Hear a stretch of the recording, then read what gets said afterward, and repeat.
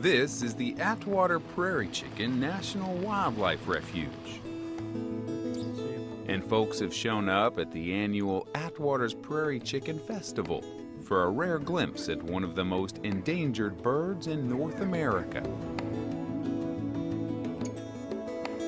And I got him in the scope now. Oh, he's got his tufts erect. He's going into his dance. Oh, fantastic.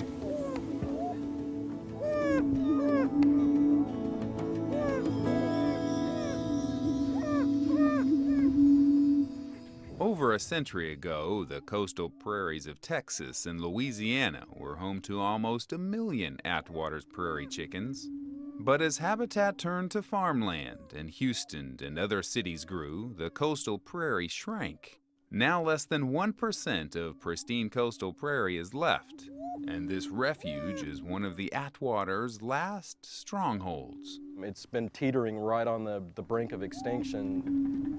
Over the last 15, 20 years, there have been fewer than 100 individuals in wild populations, and for a species that only lives on average 2 years, that's a very bad place to be.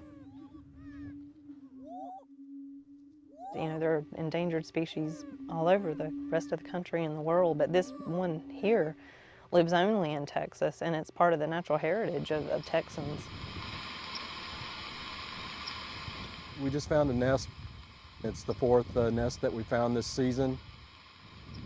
She's extremely well hidden. She's in very dense cover, and that's a good thing. That means hopefully predators won't see her either. With some rebar and some metal fencing, the team is here to set up what they call a predator deterrent fence to protect that nesting female. The predators are moving through the grassland. The idea of this predator deterrent fence is to deflect predators away from the nest area so that hopefully they won't find the nest and destroy it. Got it. The fence doubles the chances of survival for the mother and her brood of chicks. You do kind of keep in mind that, you know, the whole time you're working, there's a bird in there that's, you know, struggling for survival, basically. So you want to build a fence that's going to hopefully work and give them a little bit better chance at surviving.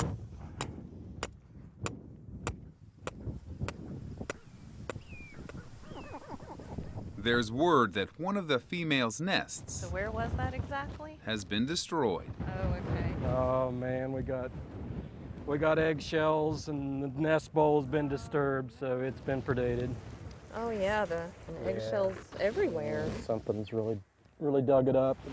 Oh, She put up a good fight though. yeah, she's little feathers everywhere. Poor thing.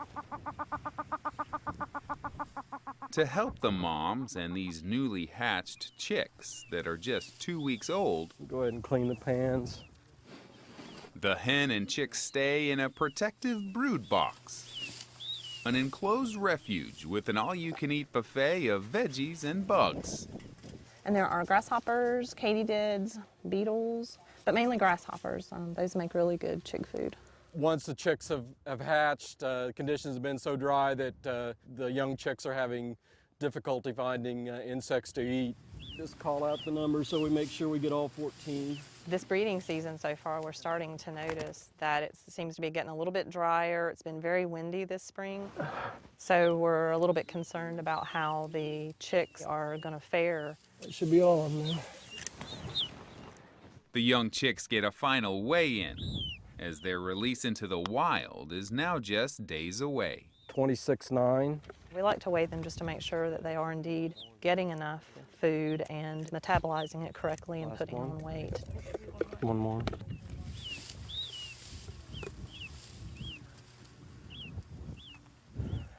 Okay, it's time for them to take off on their own now. They've had their 2 weeks of head starting and they're looking pretty good. Yep.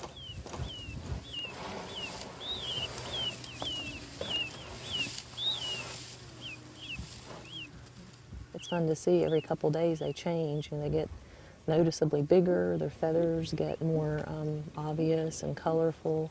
They've gained weight, they're looking healthy. Hopefully they'll have what it takes to survive. We feel good. We've got them here to this point, but at the same time, we're a little anxious as well. I hope they can do it. They're really going to have to be on their best of their game if they're going to make it to the point where they'll have a chance to reproduce as well.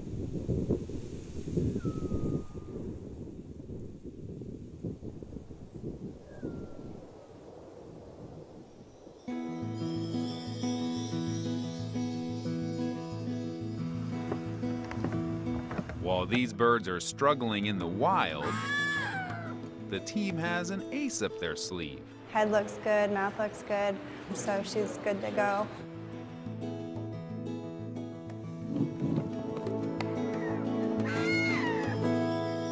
Several facilities raise endangered Attwater's prairie chickens as part of a captive breeding program. She looks in good shape. Feather condition is good. Adding birds from the captive breeding program has allowed us to keep birds in the wild through the last 10, 15 years. Okay, she's ready to go. Without the captive breeding program, this species undoubtedly would have been extinct by now. These juvenile prairie chickens are color banded, radio collared, Pretty bird. and ready for the refuge.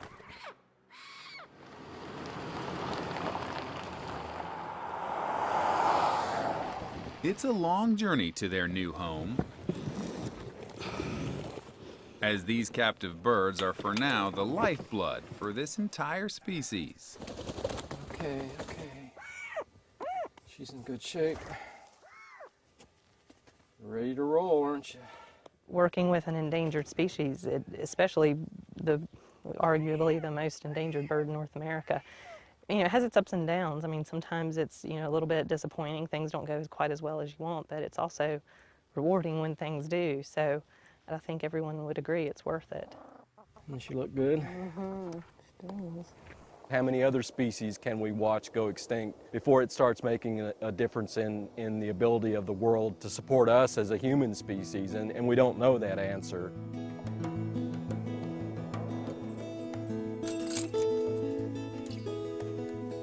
After 2 weeks of acclimating to their new habitat, it's time for these young birds to venture out. All right, little birds, go be wild.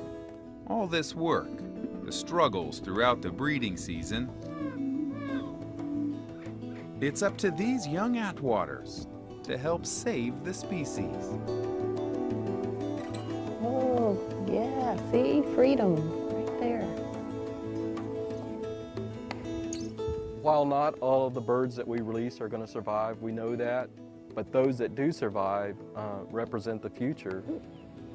Their offspring hopefully will be better able to survive and reproduce in the wild on their own. We will continue to build the population with those wild individuals, and that's where we place the hope for the recovery of the species.